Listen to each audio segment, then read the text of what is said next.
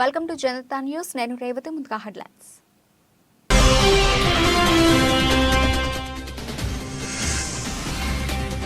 పుతిన్ను కలిసిన జైశంకర్, మోదీని ఆహ్వానించిన రష్యా అధ్యక్షుడు.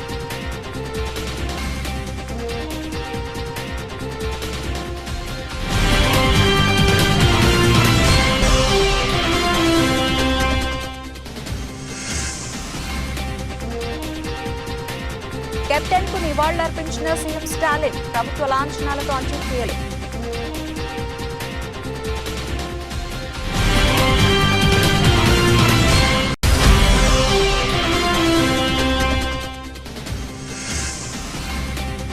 డంపర్ను ఢీకొట్టిన ప్రైవేటు బస్సు, 13 మంది సజీవ దహనం.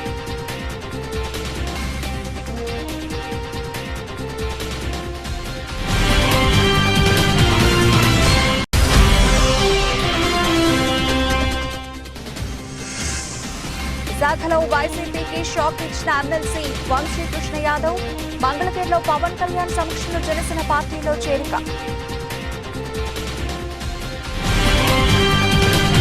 విదేశాంగ మంత్రి ఎస్ జైశంకర్ రష్యా అధ్యక్షుడు వ్లాదిమిర్ పుతిన్ను కలిశారు. క్రెమ్లిన్లో ఆ ఇద్దరి భేటీ జరిగింది. అనేక అంశాలపై వాళ్లు చర్చించుకున్నారు. ఉక్రెయిన్ యుద్ధం గురించి కూడా చర్చించుకున్నట్లు చెప్పారు. వచ్చే ఏడాది తమ దేశానికి రావాలంటూ ప్రధాని మోదీకి పుతిన్ ఆహ్వానం పంపినట్లు జయశంకర్ తెలిపారు. స్నేహితుడు మోదీని తమ దేశానికి ఆహ్వానిస్తున్నామని పుతిన్ అన్నారు. రష్యాలో జయశంకర్ 5 రోజుల పర్యటనలో ఉన్నారు. ఆ దేశ విదేశాంగ మంత్రి సెర్గీ లావ్రోవ్ను కూడా ఆయన కలిశారు. ఉక్రెయిన్ సంక్షోభాన్ని పరిష్కరించేందుకు ప్రధాని మోదీ తన స్థాయికి తగినట్లు ప్రయత్నం చేశారని పుతిన్ పేర్కొన్నారు. శాంతియుతంగా రష్యా సమస్యను పరిష్కరించినందుకు సహకరిస్తూ ఉన్న భారత్కు సమాచారాన్ని ఇవ్వడానికి సిద్ధంగా ఉన్నట్లు రష్యా అధ్యక్షుడు తెలిపారు. వచ్చే ఏడాది జరగనున్న వార్షిక సదస్సులో మోదీ పుతిన్ భేటీ అవుతారని మంత్రి జయశంకర్ వెల్లడించారు. ఆ ఇద్దరు నేతలు తరచూ టచ్లో ఉన్నట్లు చెప్పారు. భారత్ రష్యా మధ్య వాణిజ్య ఆదాయం పెరుగుతోందని పుతిన్ పేర్కొన్నారు. గత ఏడాదితో పోలిస్తే ఈ ఏడాది వృద్ధి రేటు అధికంగా ఉన్నట్లు ఆయన తెలిపారు. తమిళ స్టార్ నటుడు డిఎండికే అధినేత కెప్టెన్ విజయకాంత్ కు తమిళనాడు ముఖ్యమంత్రి ఎంకే స్టాలిన్ నివాళులర్పించారు. చెన్నైలోని విరుగంబాకంలో నటుడి నివాసానికి చేరుకున్న సీఎం కెప్టెన్ భౌతిక కాయంపై పూలు ఉంచి నివాళులర్పించారు. అనంతరం కుటుంబ సభ్యులను పరామర్శించారు. ప్రభుత్వ లాంఛనాలతో విజయకాంత్ అంత్యక్రియలు నిర్వహించనున్నట్లు ఈ సందర్భంగా స్టాలిన్ వెల్లడించారు. కెప్టెన్ విజయకాంత్ తీవ్ర అనారోగ్యంతో బాధపడుతూ గురువారం ఉదయం చెన్నైలోని ఓ ఆసుపత్రిలో చికిత్స పొందుతూ ప్రాణాలు కోల్పోయిన విషయం తెలిసిందే. ప్రస్తుతం ఆయన వయసు 71 ఏళ్లు. కెప్టెన్ మృతి వార్త తెలుసుకున్న సినీ రాజకీయ ప్రముఖులు, అభిమానులు సోషల్ మీడియా ద్వారా సంతాపం ప్రకటిస్తున్నారు. మరోవైపు విజయకాంత్ మృతదేహాన్ని అభిమానుల సందర్శనార్థం కోయంబేడులోని డిఎండికే కార్యాలయానికి తరలించారు. మధ్యప్రదేశ్లోని గుణాలో ఘోర రోడ్డు ప్రమాదం జరిగింది. బుధవారం అర్ధరాత్రి దాటిన తర్వాత గుణ ఆరోన్ రహదారిపై ఎదురుగా వస్తున్న డంపర్ను ప్రైవేటు బస్సు ఢీకొట్టింది. దీంతో బస్సులో ఒక్కసారిగా మంటలు చెలరేగాయి.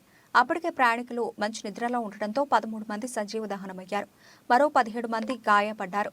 సమాచారం అందుకున్న పోలీసులు ఘటనా స్థలానికి చేరుకుని సహాయక చర్యలు చేపట్టారు. క్షతగాత్రులను దవాఖానకు తరలించారు. ఈ ప్రమాదం నుంచి 4 మాత్రమే క్షేమంగా బయటపడ్డారని గుణా జిల్లా కలెక్టర్ తరుణ్ రాఠీ తెలిపారు. ప్రమాద సమయంలో బస్సులో 30 మంది ప్రయాణికులు ఉన్నారన్నారు. మంటల్లో మృతదేహాలు గుర్తుపట్టలేనంతగా కాలిపోయాయని చెప్పారు. ప్రమాద స్థలం నుంచి అన్ని మృతదేహాలను తొలగించామని, ప్రమాదానికి గల కారణాలు తెలుసుకోవడానికి దర్యాప్తు చేస్తున్నామని వెల్లడించారు. అభయహస్తం 6 గ్యారంటీల దరఖాస్తులను ప్రజల నుండి స్వీకరిస్తున్న డోర్నకల్ ఎమ్మెల్యే ప్రభుత్వపు డాక్టర్ జాటోతు రామచంద్ర నాయక్.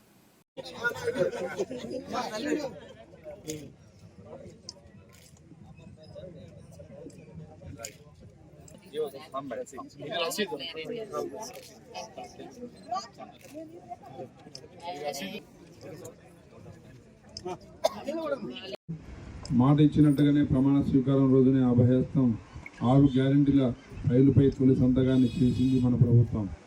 కొలువు తీరిన 48 గంటల్లోనే తెలంగాణ ఆడబిడ్డలకు ఆర్టీసీ బస్సులో ఉచిత ప్రయాణం, అర్హులైన వారందరికీ రాజీవ్ ఆరోగ్యశ్రీ 10 లక్షల వైద్య సాయం గ్యారెంటీలను అమలు చేసి చరిత్ర సృష్టించింది. అదే సంకల్పంతో మిగిలిన గ్యారెంటీలను కూడా నెరవేర్చేందుకు ప్రజాపాలన కార్యక్రమానికి మన ప్రభుత్వం శ్రీకారం చుట్టిందని తెలియజేసేందుకు గర్విస్తున్నాం. చివరి వరుసలో ఉన్న పేదవారికి కూడా సంక్షేమ పథకాలు అందినప్పుడే ఈ రాష్ట్రం, దేశం అభివృద్ధి చెందుతుంది. ప్రజాపాలన ఉద్దేశం నిస్సహాయులకు సాయం చేయడమే. స్వయంగా ప్రభుత్వమే ఇవాళ మీ ఊరికి, మీ ఇంటికి వచ్చింది. మహాలక్ష్మి రైతు భరోసా, గృహజ్యోతి, ఇందిరమ్మ ఇండ్లు, చేయూత పథకాల కోసం అర్హులైన ప్రతి ఒక్కరి నుంచి దరఖాస్తులను స్వీకరిస్తుంది. ఈ మహత్తర అవకాశాన్ని మీ అందరూ సద్వినియోగం చేసుకుంటారని, ప్రజాప్రభుత్వం తలపెట్టిన సంక్షేమ యజ్ఞంలో భాగస్వాములు అవుతారని కోరుకుంటున్నాము.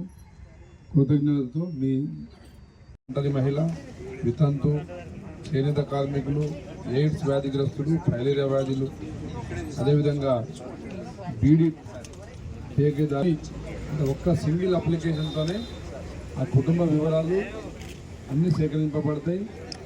ఈ అప్లికేషన్ ద్వారానే వికలాంగులు ఎంతమంది ఉన్నారు, వితంతువులు ఎంతమంది ఉన్నారు, ఒంటరి మహిళలు ఎంతమంది ఉన్నారు, ప్రతి డేటా సిస్టంలో జత చేయడం జరుగుతుంది. కాబట్టి భవిష్యత్తులో తప్పకుండా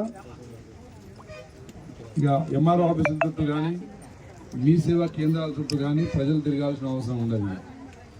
ఈరోజు సదరన్ క్యాంపులో ఫిజికల్ హ్యాండిక్యాప్డ్ దివ్యాంగుల సర్టిఫికెట్ ఉంటే అది కూడా జత చేసేయవచ్చు. సో వివరాలు కరెక్ట్గా అందజేయడానికి ప్రజలకు మీ ద్వారా ఇన్ఫర్మేషన్ ఇచ్చే విధంగా కొంచెం వివరంగా మీరు రాస్తే తప్పకుండా ప్రజలు.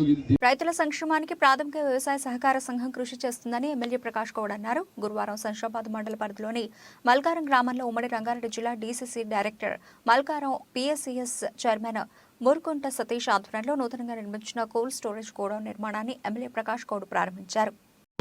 ప్రజల నుండి నేర్చుకోవాలి.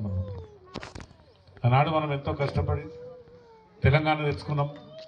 తెలంగాణ తెచ్చుకున్న తర్వాత మన ముఖ్యమంత్రి గారు ఒకటే ఆలోచన ఉండే, ప్రజలకు అందరూ కూడా తెచ్చుకున్న తెలంగాణను సుఖ సంతోషంతో ఉండాలి. నేను కాళేశ్వరం కానీ ఇవన్నీ ప్రాజెక్టుగా కట్టి కోట్లాది రూపాయలు పెట్టి వాళ్ళు తీసుకొచ్చి చాలా మాట్లాడతారు, మీరు ఇంటుంటారు టీవీలలో. మనం కూడా ఇంకో 100 రోజుల దాకా ఎవరితో మాట్లాడద్దు, ఎవరి గురించి అనవద్దు అనేది కూడా మనం కూడా ఒక ఆలోచిస్తున్నాం. ప్రభుత్వం మంచి పని చేస్తే మనం కూడా స్వాగతిస్తాం. మంచి పని చేయకపోతే కూడా కనవాల్సింది ఎవరో మేము. దానివల్ల మనకందరూ కూడా మేము నష్టం జరిగింది ఏం లేదు, మీ అందరూ కూడా తెలుసు. ఇదే పట్టుదల మనం అందరూ కూడా మీ సర్పంచ్ ఎలక్షన్ని కానీ, ఎంపీ ఎలక్షన్ని కానీ, జడ్పీటీసీ అని కానీ, ఎంపీపీ అని కానీ బలంతో మీరు ఉండవలసిన బాధ్యత మీలో ఉన్నది. మనకు సైన్యం ఎక్కువ ఉన్నది, పోరాటం కూడా తక్కువ ఉంటుంది, సైన్యం ఎక్కువ ఉన్నది, ఈజీగా చేయగలుగుతాం. ఏ పని చేసినా మంచిగా గెలవగలుగుతాం. మహబూబాబాద్ జిల్లా కలెక్టరేట్లో జిల్లా కలెక్టర్ కె శశాంక అధికారులతో కలిసి విలేకరుల సమావేశం నిర్వహించి మాట్లాడుతూ, రేపటి నుండి తెలంగాణ రాష్ట్ర ప్రభుత్వం ప్రజాపాలనలో భాగంగా 6 గ్యారెంటీల అమలుకు దరఖాస్తులు స్వీకరించబడతాయని, ప్రతి గ్రామంలో అర్హులైన ప్రతి ఒక్కరూ ఈ దరఖాస్తును పూర్తి చేసి కౌంటర్లో అందించి రసీదు స్వీకరించాలని, ఎవరు ఈ అనుమానాలు ఉన్నా సంబంధిత అధికారి వద్ద నివృత్తి చేసుకోవాలని, ఇదే దరఖాస్తు దశ మాత్రమే అని, ప్రభుత్వ నిబంధనలకు లోబడి లబ్ధిదారులకు ప్రభుత్వ పథకాలు అమలు చేయబడతాయని, కావున ప్రతి ఒక్కరూ 6 గ్యారెంటీలకు సంబంధించి దరఖాస్తు చేసుకోవాలని సూచించారు. ఈ 3 వాక్యాలను మళ్ళీ మీరు మననం చేసుకుంటారు. జనరల్ కౌంటర్ వాళ్ళకు రసీదు ఇస్తారా? జనరల్ కౌంటర్లో మీరు రిసిప్ట్ తీసుకుంటాను ఇక్కడ ఇతర సమస్యలు ఉంటాయి కదా సార్, చాలా మంది అప్లికేషన్ చేయడానికి ముందుకు వస్తారు, వాళ్ళకి రసీదు ఇస్తారా? రిజిస్టర్లో అయితే మేము నమోదు చేసుకుంటా ఉన్నాము. రసీదు గురించి కూడా అవకాశం ఉంటే ఆలోచిస్తాం ఖచ్చితంగా. పాత పెన్షన్దారులు, పాత రైతు భరోసాదారులు దరఖాస్తు చేసుకోవాలా వద్దా? మీరు వాళ్ళకు కూడా ఒకసారి అప్లికేషన్ కాపీ పంపిస్తారు. ఫార్వర్డ్ చేస్తే మాత్రం కింద నెలకు 4,000 మరియు దివ్యాంగుల పెన్షన్ 6,000 పొందేందుకు ఈ కింద వివరాలు తెలపండి. ప్రస్తుతం పెన్షన్ పొందితే అప్లికేషన్ పొంది జరిగితే మీరు కూడా చాలా మందికి అవగాహన కల్పించిన వాళ్ళు అప్లికేషన్ అనేది రాసు పెన్షన్ సంబంధించిన వాళ్ళు వస్తున్న వాళ్ళు ఇప్పుడు తీసుకుంటున్న వాళ్ళు మళ్ళీ దరఖాస్తు చేయాల్సిన అవసరం లేదు. కానీ కొద్దిమందికి మాకు రావాలి మాకు రాలేదు అని ఉండొచ్చు, వాళ్ళు పెట్టుకున్నట్టు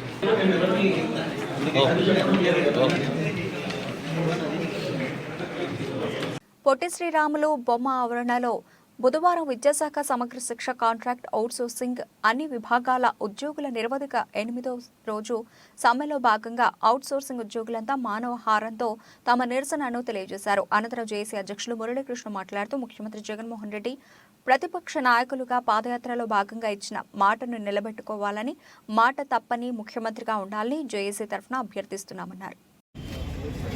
నా పేరు పి తవిట్రాయుడు సార్, శ్రీకాకుళం జిల్లా SSA general secretary sir, JAC SSA JAC general secretary sir. మేము గత 8 రోజులుగా ఈ సమగ్ర శిక్షలో ఉండేటటువంటి అన్ని కేటగిరీ ఉద్యోగుల్ని రెగ్యులర్ చేయాలని, అలాగే సమాన పనికి సమాన వేతనం అమలు చేయాలని, హెచ్ఆర్ పాలసీ అమలు చేయాలని, ఎంటీఎస్ కల్పించాలని తదితర న్యాయమైనటువంటి డిమాండ్లు సాధన కోసం మేము రాష్ట్ర ప్రభుత్వానికి ఇదివరకే తెలియజేసి మేము సబ్మిట్ చేయడం జరుగుతుంది సార్. ఇప్పుడు మేము కోరినటువంటి కోరికలు కానీ డిమాండ్స్ కానీ ఏవి కూడా గొంతెమ్మ కోరికలు కావు. ఆయన ఆ రోజు ప్రతిపక్ష నేత హోదాలో పాదయాత్ర సమయంలో ఇచ్చినటువంటి హామీలు నెరవేర్చండి అయ్యా అని మేము అడుగుతున్నాం. అయినా సరే ఆయన ఈరోజు ప్రభుత్వానికి వచ్చి కొత్త కాదు, 4.5 ఏళ్ళు గడిచిపోయింది. మా పట్ల ఆయనకి ఎటువంటి చిత్తశుద్ధి కూడా కనిపించట్లేదు.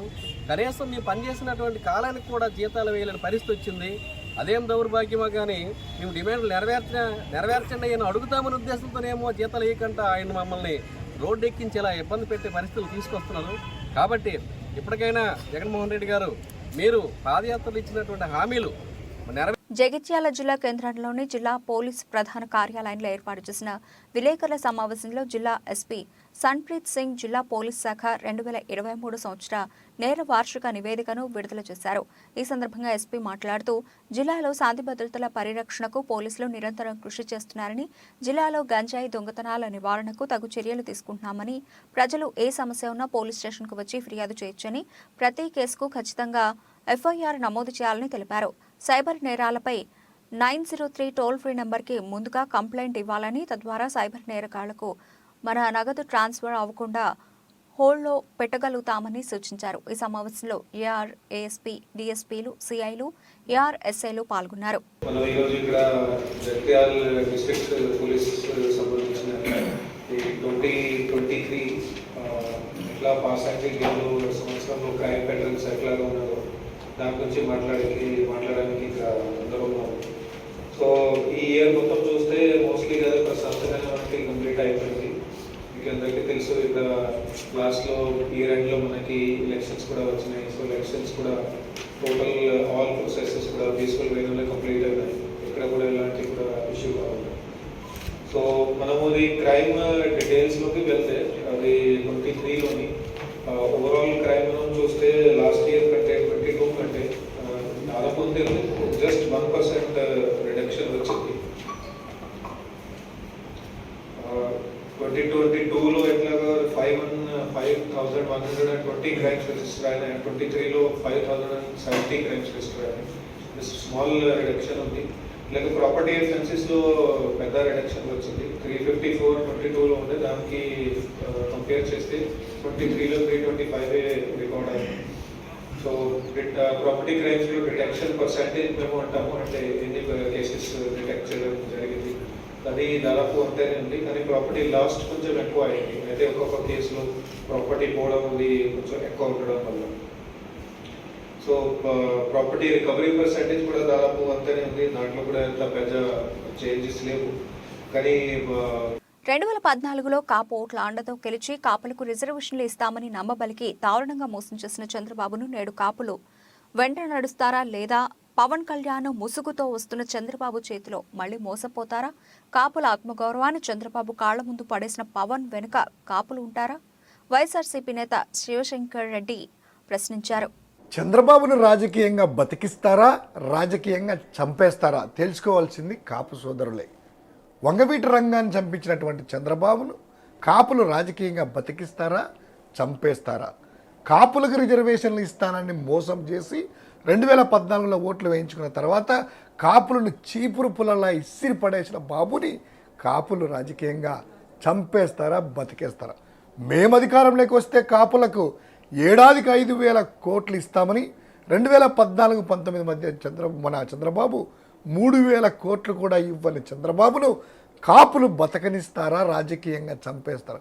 తన ముఖం చూస్తే తన ముఖం మీదనే కాపులు గాండ్రించి ఉమ్మేస్తారని తన ముఖానికి పవన్ కళ్యాణ్ మాస్క్ పెట్టుకొని వస్తున్నటువంటి చంద్రబాబును కాపు సోదరులు రాజకీయంగా బతికిస్తారా, చంపేస్తారా?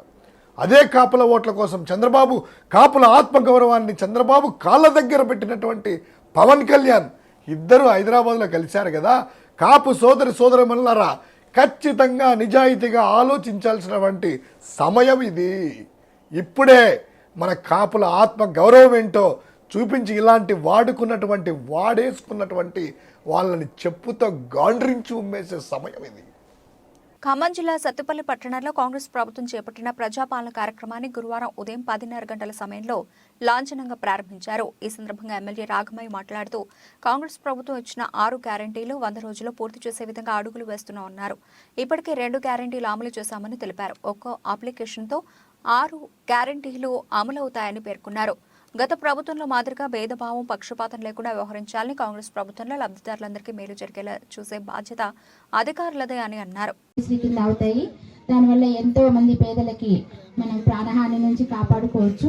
అందుకోసం కూడా రేవంత్ రెడ్డి గారికి, సోనియా గాంధీ గారికి కృతజ్ఞతలు తెలియజేసుకున్నాం. అలాగే మన ప్రభుత్వం ఏర్పడి 20 రోజుల లోపలే మిగతా 6 గ్యారెంటీల అమలు కోసం మనం అన్ని కలిపి ఒక అప్లికేషన్ ఫామ్లోనే మనీ ఒక్కొక్క పథకానికి ఒక్కొక్క అప్లికేషన్ పెట్టుకొని అధికారుల చుట్టూ తిరిగే అవసరం లేకుండా మనం అధికారులే మన ముందుకు వచ్చి మన విన్నతులు స్వీకరించి మనకి ఏమేమి అవసరమో అవన్నీ కూడా మనం ఒక్క అప్లికేషన్ తోటి ఫిలప్ చేసి సక్రమంగా అక్కడ అందించి, అలాగే ఈ ఒక్క 5 పథకాలే కాకుండా ఇంకా మనకి ఏమన్నా అప్లికేషన్స్ కావాలన్నా కూడా మీరు మామూలుగా దరఖాస్తు చేసుకోవచ్చు. ప్రతి అప్లికేషన్ కూడా స్వీకరించడం జరుగుతుంది. ఈ అవకాశం ప్రతి ఒక్కరు సద్వినియోగం చేసుకోవాలని మీ అందరినీ కోరుతున్నాను. అలాగే ఇది నిరంతర ప్రక్రియ. ఇప్పుడు ఈ 8 రోజుల్లో అయ్యేది కాదు. ప్రతి 4 నెలలకు ఒకసారి కూడా మళ్ళీ మనం ఇట్లాగే సభలు నిర్వహించుకొని ఇంకా అందని వాళ్ళకి అందించే ప్రయత్నం చేస్తాము. ఇది కంటిన్యూగా కాంగ్రెస్ ప్రభుత్వం కంటిన్యూగా 5 సంవత్సరాలు చేపట్టే ప్రోగ్రాం కనుక మీరందరూ దయచేసి సహకరించి ప్రతి ఒక్కరూ కూడా అవకాశం సద్వినియోగం చేసుకోండి. అర్హులైన వాళ్ళకి ప్రతి ఒక్కరికి రోజా అంటే నిజమైన భాషకు బ్రాండ్ అంబాసిడర్. రాజకీయాల్లో మహిళలు ఎంతో హుందాగా ఆదర్శంగా ఉండాలి. కానీ రోజా మాత్రం మహిళ అనే సంగతి మరిచి మాట్లాడుతున్నారు. తెలుగుదేశం టీడీపీ నాయకుల గురించి మీరు మాట్లాడే మాటలు, హావభావాలు చూస్తుంటే సాటి మహిళగా సిగ్గుపడుతున్నాం. జగన్మోహన్ రెడ్డి ప్రాపకం కోసం, మీకు సీటు కోసం అసభ్యంగా మాట్లాడుతున్నారు. టీడీపీ 175 స్థానాల్లో పోటీ గురించి రోజా నోరు పారేసుకున్నారు. టీడీపీ అంటే క్రమశిక్షణ కలిగిన పార్టీ. మా పార్టీలోనే కార్యకర్త నుంచి నాయకుల వరకు హుందాగా ఉండేటట్టు చంద్రబాబు తీర్చిదిద్దుతారు. ఎప్పుడు ఎన్నికలు వచ్చినా 175 నియోజకవర్గాల్లో గెలుపు సాధించే అభ్యర్థులతో టీడీపీ సిద్ధంగా ఉంది. వైసీపీ పార్టీల ఎమ్మెల్యేలే బయటకు వెళ్లిపోతున్నారు. జగన్ రెడ్డి భయంతో ఎమ్మెల్యే అభ్యర్థులను మారుస్తున్నారు. జగన్ రెడ్డిపై ప్రజా వ్యతిరేకత తీవ్ర స్థాయిలో ఉండడంతో రోజా పిచ్చిపట్టినట్లుగా మాట్లాడుతున్నారని ఎద్దేవా చేశారు. మహిళగా మంత్రి పదవి బాధ్యతలు నిర్వర్తిస్తున్న రోజా సెల్వమణి గారికి ఒక మనవి, సూచన, హెచ్చరిక. రోజా గారు, మహిళల నుంచి మన సమాజం, ఇతరులు కాస్త సభ్యత, సంస్కారం, హుందాతనం ఆశిస్తారు. అందులో రాజకీయాల్లో ఉన్న మహిళలు ఇంకెంత హుందాగా ఉండాలో ముందు తరంలో ఉన్న ఎంతోమంది మహిళా నాయకురాలు చూసి నేర్చుకోండి. ఈరోజు తెలుగుదేశం గురించి, తెలుగుదేశం నాయకుల గురించి మీరు మాట్లాడే మాటలు, మీ హావభావాలు చాలా నీచంగా ఉంటున్నాయి. ముఖ్యంగా మీకెలా ఉందో నాకు తెలియదు, కానీ మీ గురించి ఆంధ్ర రాష్ట్రంలో ఇతర మహిళలు తిరుగుతున్న తిట్లు అవన్నీ వింటుంటే మీరు ఏ పార్టీ వారైనా సరే కానీ మహిళ కాబట్టి మహిళలుగా మేమందరం కూడా సిగ్గుపడుతున్నాం. ఏ రంగంలో మహిళలు ఎలా ఉండకూడదో అలా ఉంటున్నారు మీరు. ఈరోజు 175 నియోజకవర్గాల్లో తెలుగుదేశం పార్టీ అభ్యర్థుల గురించి నోరు పారేసుకుంటున్నారు. దయచేసి ఒక్కటి ముందు గమనించుకోండి. మీకు కానీ మీలాగా తెలుగుదేశం పార్టీ మీద నోరు పారేసుకుంటున్న వాళ్ళు జగన్ రెడ్డి ప్రాపకం కోసం రేపుదే మీకు అసలు టికెట్లు వస్తాయో లేదో తెలియదు కాబట్టి నోరు పారేసుకుంటేనైనా జగన్ రెడ్డి టికెట్లు ఇస్తారని ఒక నీచమైన ఆలోచనతో నోరు పారేసుకుంటున్నారు. ఎప్పుడు ఎన్నికలు వచ్చినా 175 నియోజకవర్గాల్లో గెలుపుని సాధించే అభ్యర్థులతో రెడీగా ఉన్నది తెలుగుదేశం పార్టీ. ఇక ఓటమి బాటే కాదు, పతనావస్థకు చేరుకున్న మీ వైఎస్ఆర్పీ పార్టీలో అసలు రేపుదే మీకు టికెట్ ఇస్తారో లేదో ముందు అది కనుక్కొని అప్పుడు మాట్లాడితే బాగుంటుంది. దయచేసి నోరుని అదుపులో పెట్టుకుంటే మహిళగా అయినా ఆ కొంచెం గౌరవమైనా మీరు నిలుచుకుంటారని ఆశిస్తూ మీ తోటి మహిళగా ఉంటున్న మీ సోదరి గౌతు శిరీష. గొల్లప్రోలు నగర పంచాయతీ శానిటేషన్ వర్కర్ల సమస్యలు పరిష్కరించాలని నగర పంచాయతీ కార్యాలయం వద్ద సమ్మె నిర్వహించారు.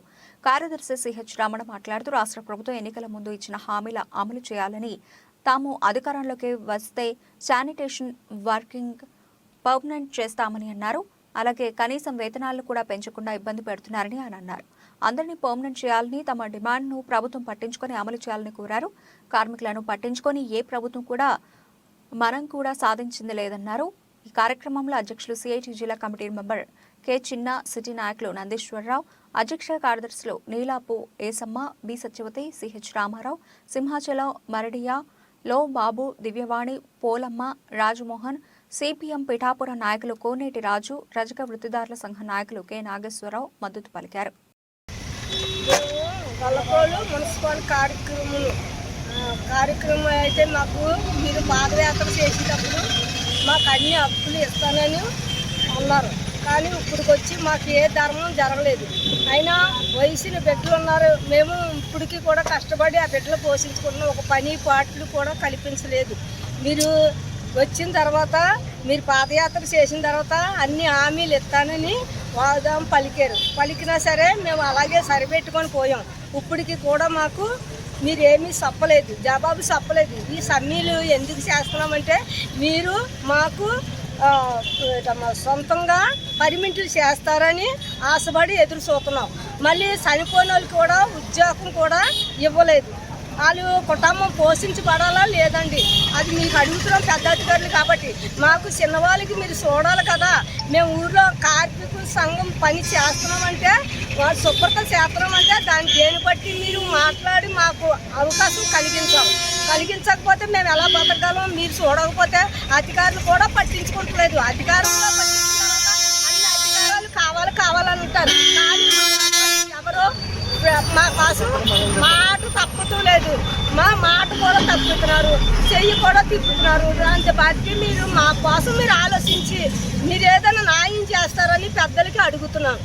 విశాఖకు చెందిన వైసీపీ ఎమ్మెల్సీ వంశీ పార్టీ మారారు. ఈ రోజు జనసేన అధినేత పవన్ కళ్యాణ్ సమక్షంలో ఎమ్మెల్సీ వంశీ కృష్ణ యాదవ్ జనసేనలో చేరారు. ఈ సందర్భంగా పవన్ కళ్యాణ్ మాట్లాడుతూ, వంశీతో తనకు 2009 నుంచే పరిచయం ఉంది. ప్రజారాజ్యం యోజన విభాగం యువరాజ్యం అధ్యక్షుడిగా ఉన్నప్పటి నుంచి వంశీతో తనకు పరిచయం ఉందని ఆయన చెప్పుకొచ్చారు. ఎమ్మెల్సీగా ఉండి కూడా వంశీ జనసేనలోకి వచ్చిన ఆయనని మనస్ఫూర్తిగా పార్టీలోకి ఆహ్వానిస్తున్నానని, అలాగే వంశీ తన సొంతింటికి వచ్చారని అన్నారు. ఆయన పార్టీలోకి వచ్చిన విధానం తనకు నచ్చింది. వంశీ ఏ నమ్మకంతో జనసేనలోకి వచ్చారో ఆ నమ్మకం కోల్పోకుండా పార్టీ అండగా ఉంటుందని జనసేన అధినేత పవన్ కళ్యాణ్ అన్నారు. వంశీని తాను నియోజకవర్గం దృష్టిలో తాను చూడడం లేదు. వంశీ వంటి నేతలు రాష్ట్రానికి అవసరం. వంశీకి చాలా బలంగా పార్టీ అండగా ఉంటుంది అని పవన్ కళ్యాణ్ పేర్కొన్నారు. చనిపోయిన వంశీకృష్ణ యాదవ్ గారు ఈరోజు పరిచయం కాదు. 2009 నేను యువరాజ్యం అధ్యక్షులుగా ఉన్నప్పుడు ఆ రోజు నుంచి ఉత్తరాంధ్రలో చాలా బలమైన యంగ్ లీడర్, డైనమిక్ లీడర్. ఆ రోజు నాకు ఆయన ప్రత్యక్షంగా ఆయన చూశాను ఆ రోజున. సో యువరాజ్యంలో ఆయనకి ఆ రోజున ఆయన ఆహ్వానించడం జరిగింది. కోఇన్సిడెంటల్గా మళ్ళీ 2009 తర్వాత మళ్ళీ 2023లో ఎమ్మెల్సీ అభ్యర్థిగా ఉండి కూడా మనస్ఫూర్తిగా ఈ రోజున జనసేన పార్టీలోకి వచ్చినందుకు మనస్ఫూర్తిగా శ్రీ చిన్నబోయిన వంశీకృష్ణ యాదవ్ గారిని మనస్ఫూర్తిగా ఆహ్వానిస్తున్నాను. వారితో పాటు పార్టీలోకి వచ్చిన మీ నలుగురికి కూడా ప్రత్యేకించి నా హృదయపూర్వక ఆహ్వానం పలుకుతూ ఉన్నాను. నేను 2009 నుంచి వీరిని చూస్తూ ఉన్నాను. చాలామంది ఆ రోజుల్లో, ఇంక్లూడింగ్ తెలంగాణలో కూడా చాలామంది యువరాజ్యంలో ఉన్న వ్యక్తులు చాలామంది కీలకమైన నాయకులయ్యారు ఈ రోజున, అటు తెలంగాణలోనూ ఇటు ఆంధ్రాలో. సో ఆ కోవకు చెందిన శ్రీ వంశీకృష్ణ యాదవ్ గారు మనస్ఫూర్తిగా మళ్ళీ ఇంకొకసారి రావటం, ఇందాక ఆయన అన్నట్టుగా తిరిగి సొంత ఇంటికి నేను వచ్చినట్టుగా ఉందంటే మనస్ఫూర్తిగా నేను అదే దృష్టితో చూస్తూ ఉన్నాను. ఇది అలాగే ఆయన వచ్చిన విధానం నాకు చాలా నచ్చింది. ఏ సమస్యల మీద ఇవన్నీ ప్రస్తావించకుండా భావజాలం ఇది మరింతగా ఆకట్టుకుంది. ఆయన పార్టీలోకి రాకముందు చర్చల మీద నేను అర్థం చేసుకుంది. వైఎస్ఆర్సీపీ పాలన గురించి వీటి గురించి ఏమి కాకుండా నేను ప్రత్యేకించి ఇంతకుముందు ఎట్లాగైతే ఆకర్షితున్నాయి నేను 2009లో వచ్చాను, అది కూడా చాలా స్వల్ప తేడాతో ఓడిపోయారు విశాఖ తూర్పు నియోజకవర్గం నుంచి. 2014 కూడా అదే పరిస్థితి. కానీ పోటాపోటీగా మళ్ళీ ఎమ్మెల్సీ ఎన్నికల్లో పోటీపడి గెలిచి ఆ విజయం మరి ఇలాంటి బలమైన నాయకుడిని జనసేనకి మనస్ఫూర్తిగా ఇష్టపడి వచ్చినందుకు ఇంకొక మారు మనస్ఫూర్తిగా ధన్యవాదాలు తెలుపుకుంటూ, ఏ నమ్మకంతో అయితే జనసేనలోకి వచ్చారో మీకు మనస్ఫూర్తిగా నేను వ్యక్తిగతంగా పార్టీ పరంగా భరోసా ఇస్తున్నాను. మీకు అండగా ఉంటాం. మీతో పాటు వచ్చిన మీ అందరికీ కూడా ఈ రోజున కండువాలించిన ప్రతి ఒక్కరు కూడా పేరు పేరున మీరు ఒకళ్ళు ఇద్దరు నాకు ఖచ్చితంగా యువరాజ్యంలో చేశారని అనుకుంటా ఉన్నాను. మీరు చేశారు దుర్గాప్రసాద్ గారు. సో మీ అందరికీ మరోమారు మనస్ఫూర్తిగా స్వాగతం పలుకుతూ, నేను చూస్తుంది మీకు ఆయనతో పాటు గత దశాబ్దన్నర కాలంగా ఉన్నారు కాబట్టి ఆయనకి ప్రత్యేకించి మీకు చెప్తున్నాను. ఇది ఆయన్ని నేను ఒక నియోజకవర్గం దృష్టితో చూడట్లేదు. అలాంటి బలమైన వ్యక్తులు రాష్ట్రానికి చాలా అవసరం. రాష్ట్ర స్థాయి నాయకుడిగా ఆయన ఎదగాలి. మనస్ఫూర్తిగా దానికి నా వంతు కృషి నేను చేస్తానని మీకు తెలియజేసుకుంటూ, ఆయన నమ్మి మీరు ఇంతకాలం ఆయనతో ఉన్నందుకు మీరు మనస్ఫూర్తిగా భవిష్యత్తులో ఆయనకి మంచి భవిష్యత్తు వేసేలాగా పార్టీ చాలా నిర్మాణాత్మక చర్యలు తీసుకుంటాం. చాలా బలంగా ఆయనకి అండగా ఉంటామని తెలియజేసుకుంటూ, దీనికోసం ఆయన పార్టీలో చేరిక వచ్చిన ఇక్కడ జనసేన నాయకులందరికీ, అంతర్జాతీయ ట్రెండ్ సానుకూలత, దేశీయ ఆర్థిక ఫండమెంటల్స్ బలపడుతున్న సంకేతాలతో భారత స్టాక్ మార్కెట్ మరో కొత్త చరిత్ర సృష్టించింది. వరుసగా 4వ రోజు బలమైన ర్యాలీ జరిపింది. బుధవారం బీఎస్ఈ సెన్సెక్స్ తొలిసారిగా 72,000 పాయింట్ల శిఖరాన్ని అధిరోహించింది. తాజాగా 702 పాయింట్లు పెరిగిన ఈ సూచి 72,038 పాయింట్ల వద్ద ముగిసింది. ఇదే బాటలో ఎన్ఎస్ఈ నిఫ్టీ 21,600 పాయింట్ల స్థాయిని మొదటిసారిగా దాటేసింది. 213 పాయింట్ల భారీ లాభంతో 21,655 పాయింట్ల వద్ద ముగిసింది. గత వారం ప్రథమార్థంలో చవిచూసిన నష్టాల నుంచి మార్కెట్ సులభంగా కోలుకోవడమే కాకుండా కొత్త రికార్డు స్థాయిల్ని చేరిందని, అంతర్జాతీయంగా ద్రవ్యోల్బణం తగ్గుతున్న కారణంగా యుఎస్ ఫెడరల్ రిజర్వ్ త్వరలోనే వడ్డీ రేట్లను తగ్గిస్తుందనే ఆశాభావంతో శాంటర్ ర్యాలీ జరుగుతున్నదని Geojit financial services research head Vinod Nair చెప్పారు. దేశంలో భారత్తో జరుగుతున్న తొలి టెస్ట్లో దక్షిణాఫ్రికా రెండో రోజు స్పష్టమైన ఆధిపత్యాన్ని ప్రదర్శించింది. భారత్ను 245 పరుగులకై పరిమితం చేసిన దక్షిణాఫ్రికా రెండో రోజు ఆ స్కోరును అధిగమించడంతో పాటు ఆధిక్యాన్ని సొంతం చేసుకుంది. తన కెరీర్లో చివరి టెస్ట్ సిరీస్ ఆడుతున్న సఫారీ మాజీ సారథి డీన్ ఎల్గర్ బంతుల్లో 211 బంతుల్లో 140 నాటౌట్, 23 ఫోర్లు, అజయ్ శతకంతో చెలరేగాడు.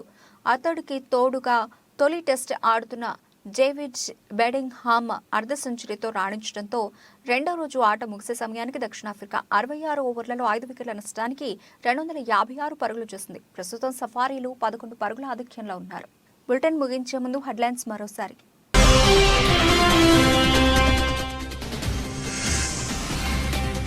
పుతిన్ను కలిసిన జైశంకర్, మోదీని ఆహ్వానించిన రష్యా అధ్యక్షుడు.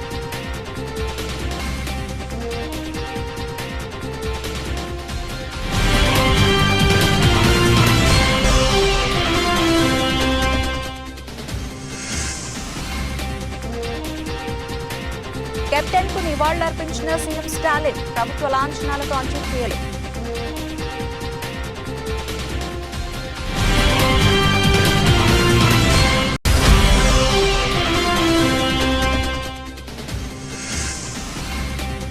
డంపర్ను ఢీకొట్టిన ప్రైవేటు బస్సు, 13 మంది సజీవ దహనం.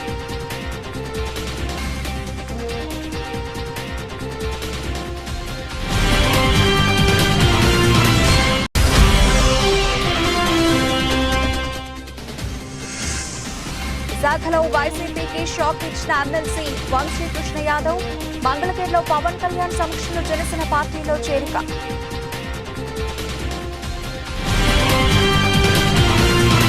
ఇవి ఇప్పటివరకు నిలిచిన అప్డేట్స్. మరిన్ని అప్డేట్స్తో మళ్ళీ కలుద్దాం. అంతవరకు సెలవు. నమస్తే.